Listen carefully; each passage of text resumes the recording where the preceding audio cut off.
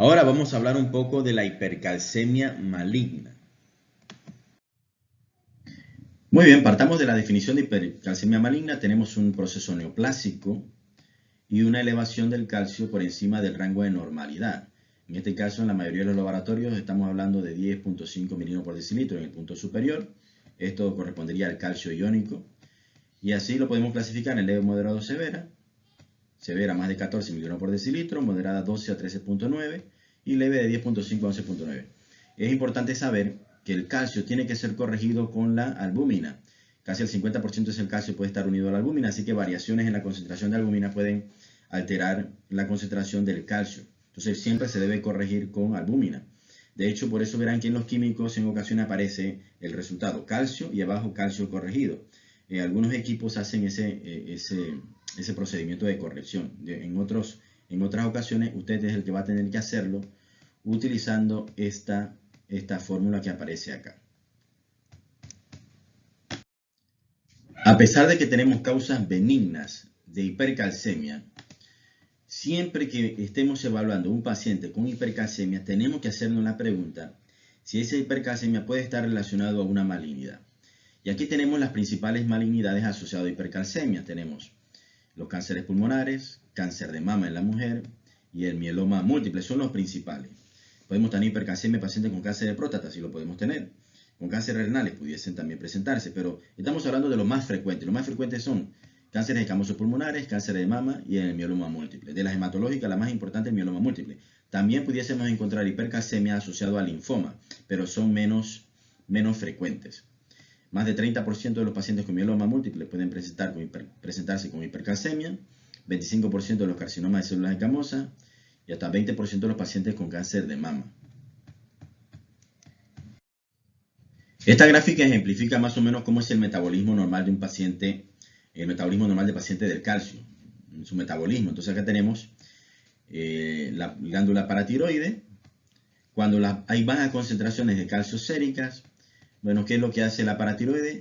Aumenta la hormona PTH, que a nivel óseo aumenta la resorción para que se libere calcio.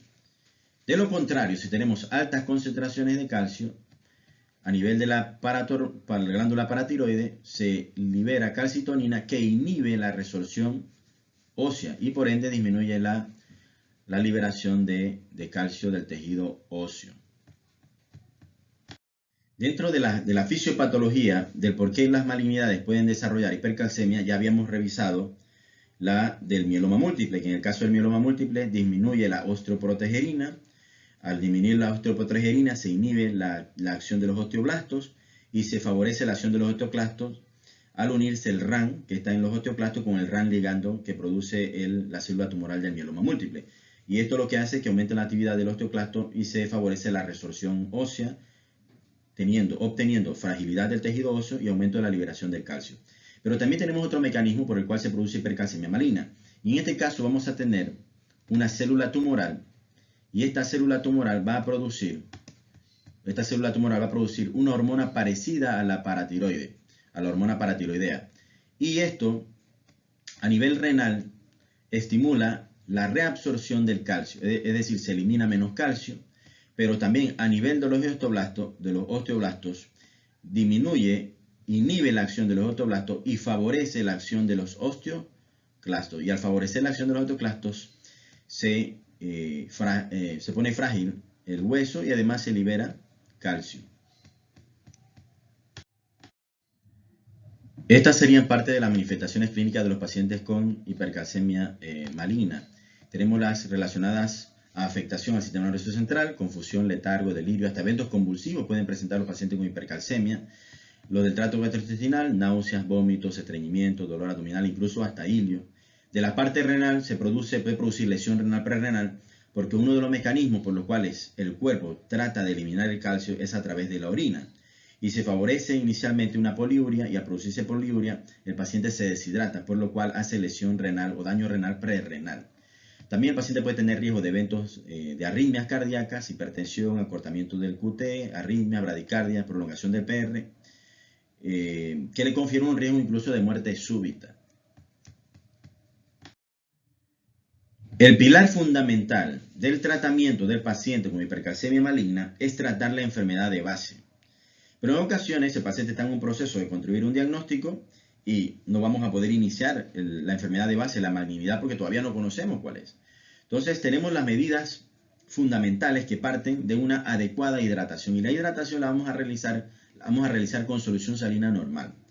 Una hidratación a una infusión alta, que puede ser de 3 a 4 litros en 24 horas, con bolos de 1 a 2 litros, siempre vigilando al paciente por datos de sobrecarga hídrica. Pueden ser datos de falla cardíaca. Y ahí pudiésemos apoyarnos con la utilización de diurético como furosemida, que también contribuye a eliminar calcio. El problema es que si yo no hidrato inicialmente al paciente y comienzo a utilizar diurético como furosemida, puedo contribuir a que el paciente presente mayor lesión renal. Así que lo importante, el pilar inicial, es una hidratación intensa. Y la hidratación es tan intensa que puede quedar, después que le administro cargas de 1 a 2 litros de solución salina, con infusiones incluso de 200 a 250 cc por hora. Entonces, dependiendo de la edad, el paciente puede tener, si es un paciente mayor, un riesgo de que presente sobrecarga hídrica por la infusión tan alta de los líquidos. En ocasiones, muchos pacientes van a requerir la colocación de una sonda Foley para evaluar la diuresis, una vigilancia estricta de la diuresis.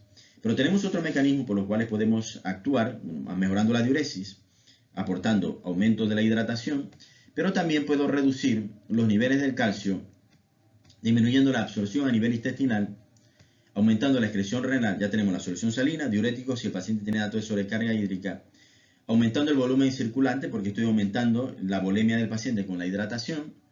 Y también otro mecanismo por el cual puedo actuar es disminuyendo la resorción ósea.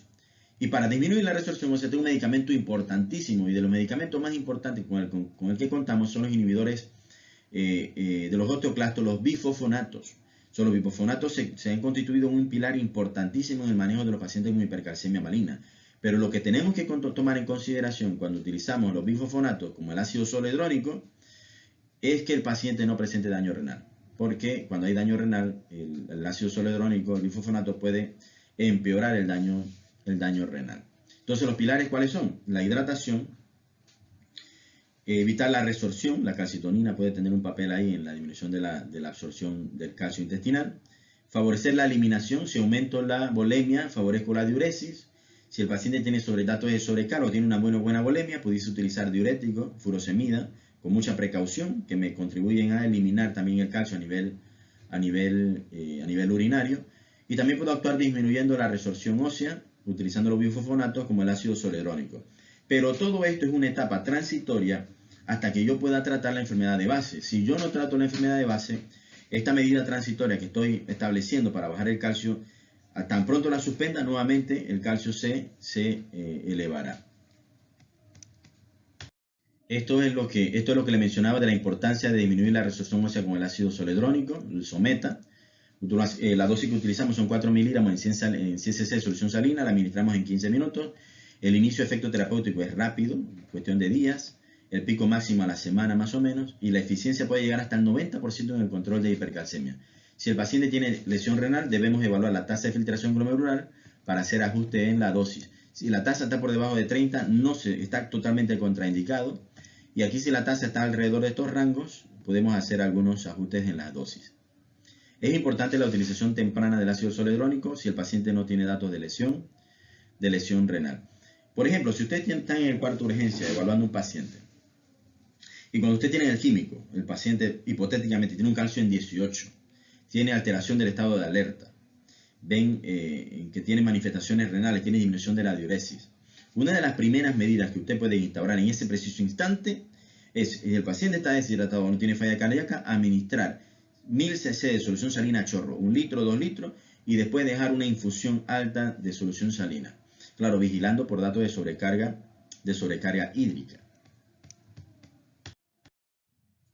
Los corticoides también tienen un papel importante, pero ya cuando comenzamos a hablar de corticoides es porque nosotros tenemos un diagnóstico que sustenta la utilización del corticoide. En el caso de los linfomas con hipercalcemia, los corticoides ayudan mucho. En el caso de la sarcoidosis, los corticoides ayudan mucho, pero si yo tengo el diagnóstico de un linfoma, más allá que el corticoide, lo que necesito iniciar es la quimioterapia lo más pronto posible.